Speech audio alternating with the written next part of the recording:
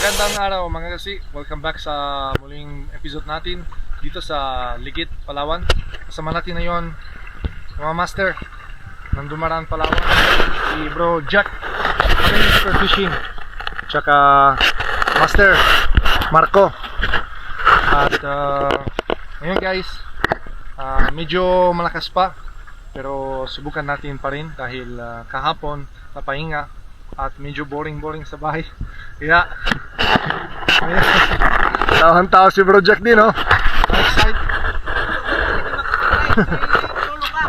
Kaya ngayon guys, subukan natin dahil syempre abangan sila yung mga badlon natin. Kaya tayo.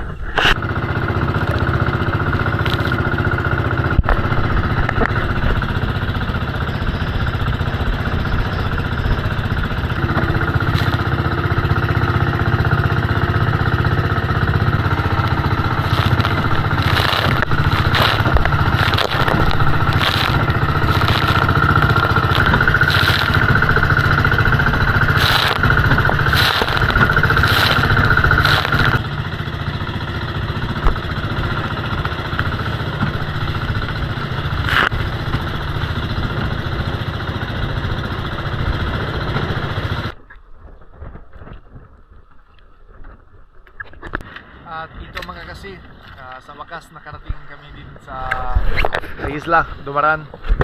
At mapansin nyo, medyo malakas ng alon na yon at saka yung hangin. Pero siguro mamaya medyo mahina-hina. Kaya subukan natin na yon. Ano meron sa dagat. Tara, tayo.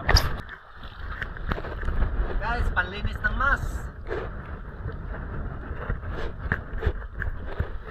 Ito yan, bumubula.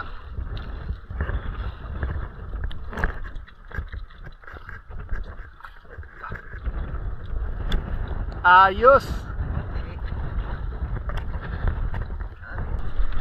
Welcome back sa panibagong episode natin mga kasi, at welcome back dito sa Santa Teresita, Palawan. At yung kasama natin na yon, yung legendary Spiro ng Santa Teresita, si Master Jack Abenir Spear Fishing. Paki-follow at subscribe sa channel. At yung kasama din kay Master Marco, wala pa siyang YouTube channel pero meron siyang Facebook. Paki-follow din kay Marco Faderan Ocon. At yung unang drop sa araw nito ay dito sa Magandang Bahura, dito sa Dumaran, Palawan. Bumaba tayo sa 10 metro dahil warm up natin muna bago sumisid sa ilalim. Huwag niyo kalimutan guys ng safety natin importante. At pangalawang dive natin dito na, medyo may lalim, nasa 12 to 13 meters. Dahil sabi ni Marco, ang dami ng red bass dito, nakikita siya sa nakaraang araw. Pero parang tahimik na yon. At medyo dusting pa ako. Tsaka fish call, sana may lumapit ng malalaking isda.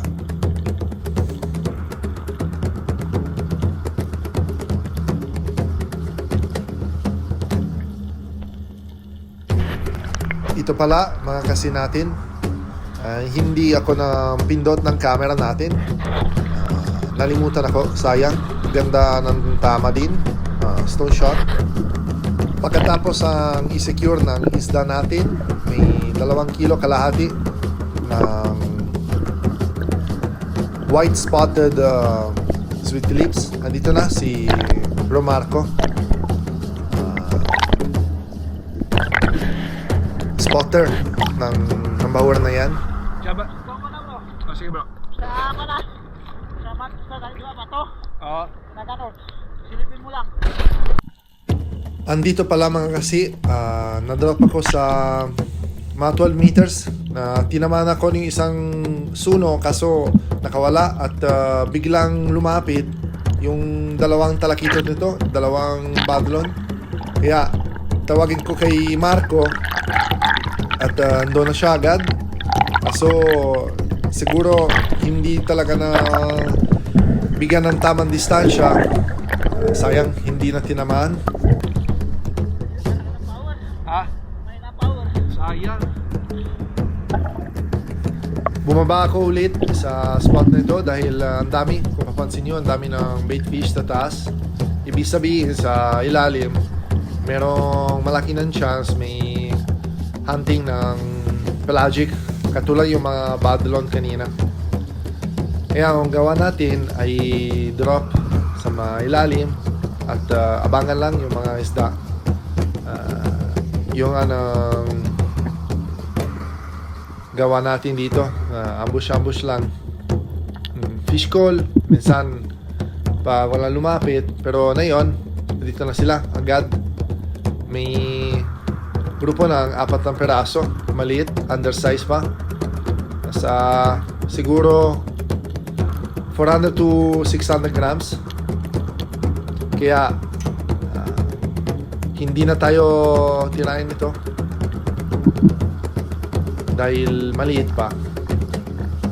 At pag akyat ako, si Master Jack, yun ang unang isda sa araw nito, isang undersized ng trevally pero goods pang ulam na. Shoot to the camera, bro. Fast. Ilan drop natin, halos walang masyadong nakita at bumaba tayo ulit sa sayer nito dahil nakaraan andito na nadali natin ang halos ng mga good size ng trevally tsaka tanige, minsan may daanan. Kaya yung gawa natin na yon ay bumaba tayo sa harap ng bato nito at tago yung katawan natin sa mga malaki ng bato para i-surprise natin yung bisita.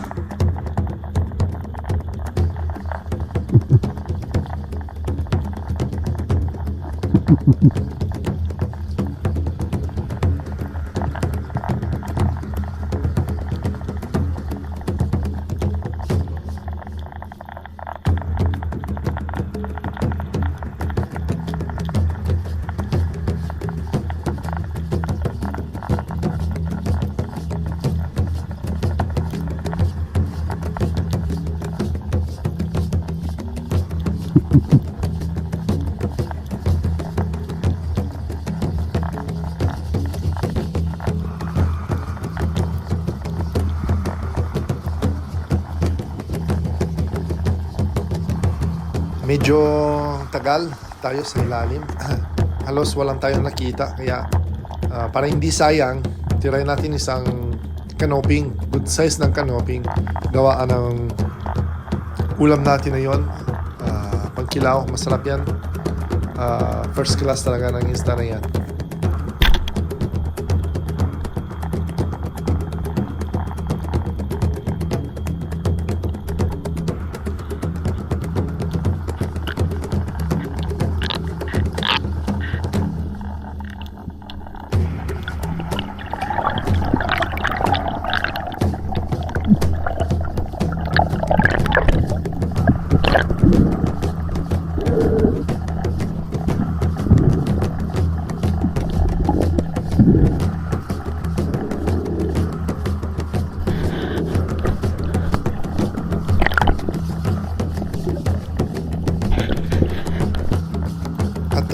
Pag bumaba ako ulit sa spot na yan, ayun pala, meron tayo isang mamaw ng puffer fish or butete.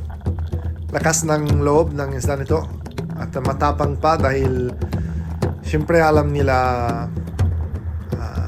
meron sila ng lason at kung kumain kayo ng isda na yan, may free ticket to Papa Jesus.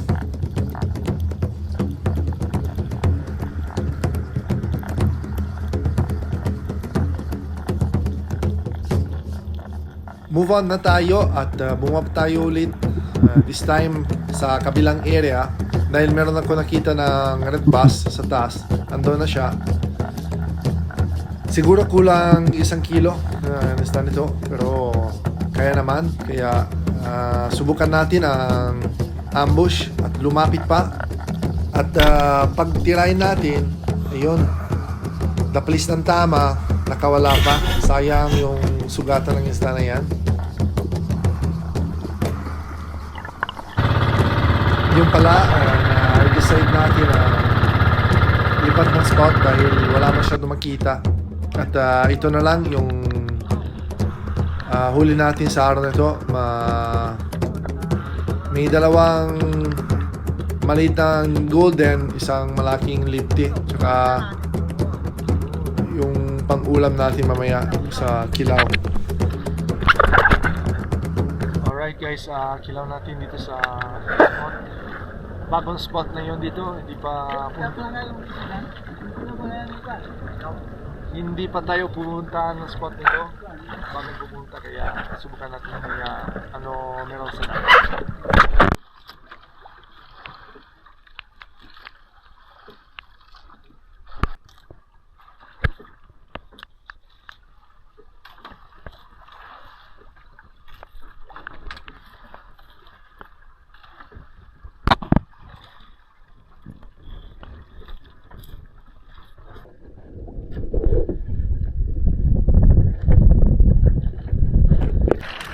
My first time trying kilaw ng surahan, big nose. Anong lasa? Sarap ang laman, no? Puting-puti. Oo.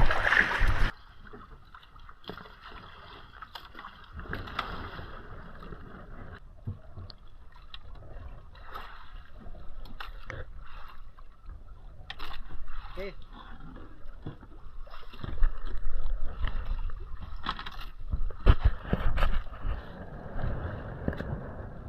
Tayo.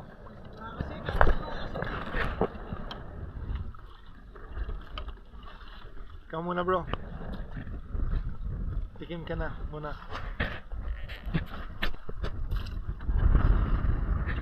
Ayos. Yan, no? Ang kinilaw. Wow. Sarap. Sige.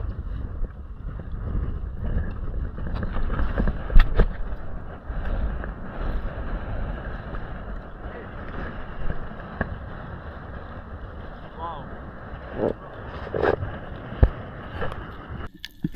Dumiretso na tayo sa dagat at ito na guys, grabe talaga. Salubong natin agad isang malaki na golden trevally or badlon. At yun na, ganda ng tama din, gitna ng katawan. At hindi talaga na nakawala ng isla nito.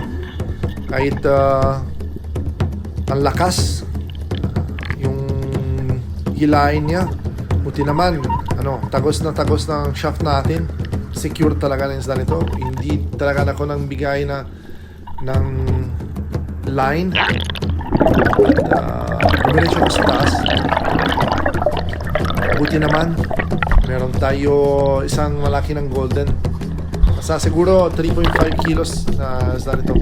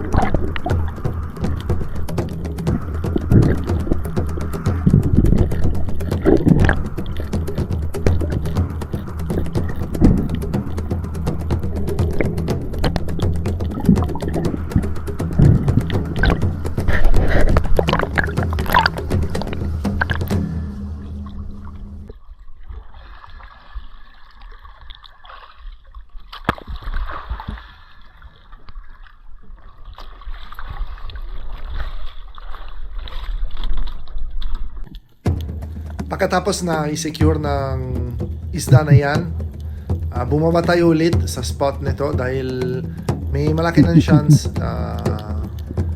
binalikan sila dito sa area. Dahil sa hapon, yun talaga ng attitude ng isda na yan. babalikan sila around 3:30 to 4 p.m. hanggang sunset. Minsan meron daanan talaga ng mga pelagic. Pero ngayon, parang hindi talaga ako masyadong nakikita. Kaya yung gawa ko dito ay bumaba, dumiretso na ako sa ilalim. Dahil minsan, andun na sila napahinga sa ilalim. Katulad ng giant Toblerone nito. Laki pala mga kasi. Tirahin natin. Bilog ng katawan, malapad. Hindi talaga na nakawala or napalis ng tama nito.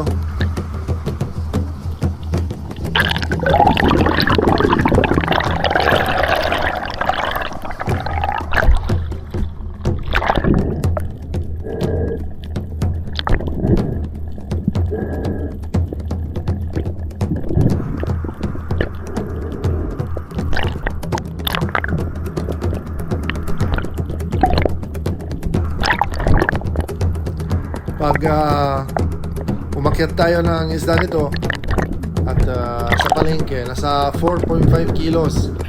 Grabe, lalaki talaga ng bayang dito sa spot.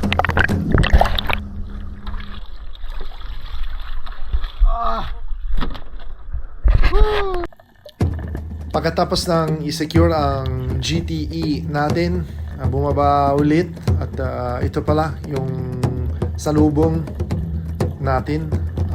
Mga 3 peraso undersize ng badlon, undersize pa kaya hindi talaga ng target natin at bumaba ulit. Nakikita ko, papansin ko sa area na yan, medyo malabo, pero nakikita ko talaga may katawan ng trevally siguro, doon na siya. Akala ko ang laki, nasa 2 or 3 kilo, kaya stone shot natin. Pero pag itaas sa isda nito, maliit pala, nasa siguro kulang-kulang 1 kilo. Pero goods naman pang ulam mamayang gabi.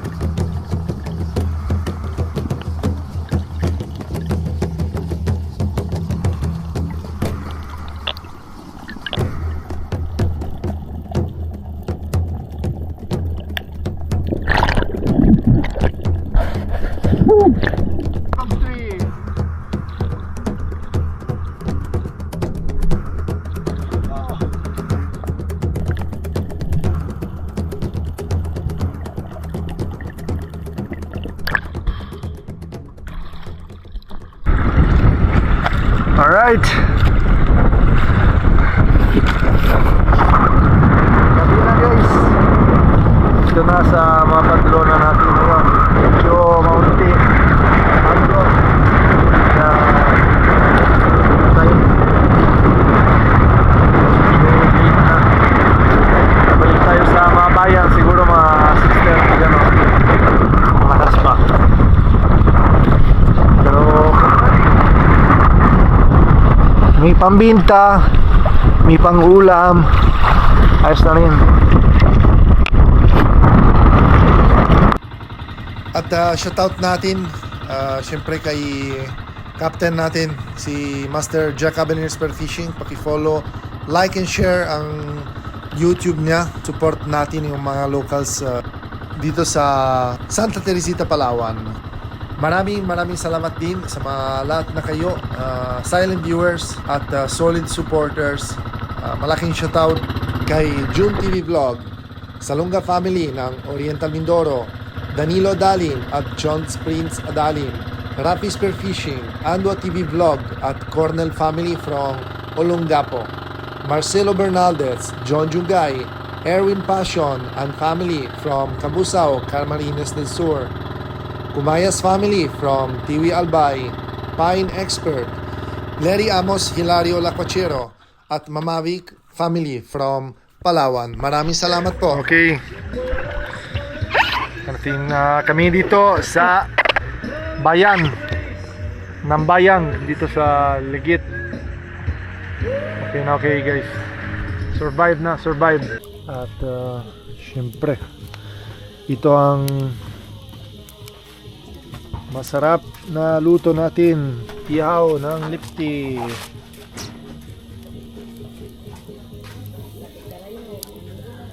Masabor.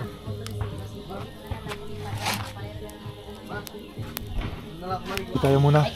Hintay muna ng isda. Luto. At salamat sa sponsor. Kay Manang Grace. Sa matamis ng langka. Masabor. Matamang salamat. Yon. Kuyunin guys. Italianong kuyunon. Yeah, Italianong kuyunon. Ayun tagal na luto mga kasi. Pero masarap. Grabe ang laki. Sa siguro 2 kilo. At pasensya na po, hindi ko nakuha ng video. Sayang. Kala ko kasi walang isda doon sa spot pero meron. At ganda ng tama sana. Sayang. Sayang din ako ng video bro. Stone shot pa.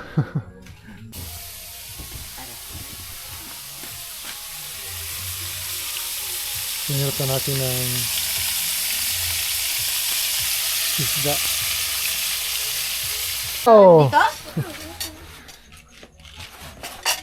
Dahon ng saging ni Bro Marco.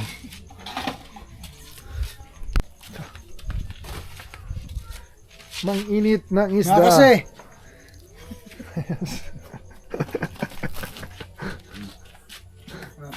Sabay tayo na kumain. Shoutout. Shoutout kay sino? Yung sabihin mo kanina. Samayin nyo kami mga kasi sa ulam natin na yun gabi. Balatan mo. Sino na nakahawin yan?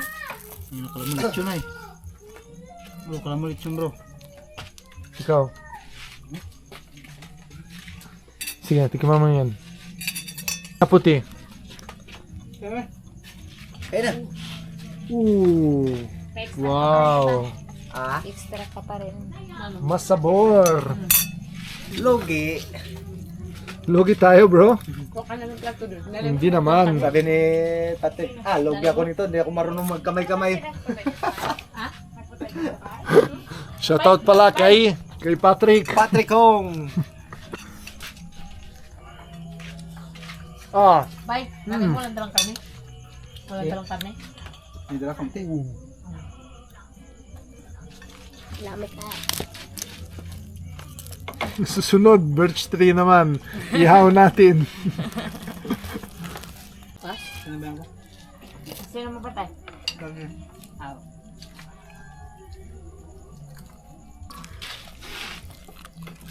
Tanggal ang kapote. Nagkakalang Yun, ko lang na tangi. Yurik siguro. Dito, bago lang. Tangigimat nito talaga. Kahit yurik na rin. Shoutout pala din tayo kay John Fishing, Romeo Baril, Jesse Adventures, Hernang Pangay, Larito Tudio, Renato De Soloc at Family Babantong Leyte, Gary Borja, Dennis De La Cruz family from Nay Cavite, at last but not the least, Walang Forever. Maraming salamat po at kita tayo sa susunod upload natin mga kasi. Kanilo ka. Ito lang natira guys. Vitamin lang.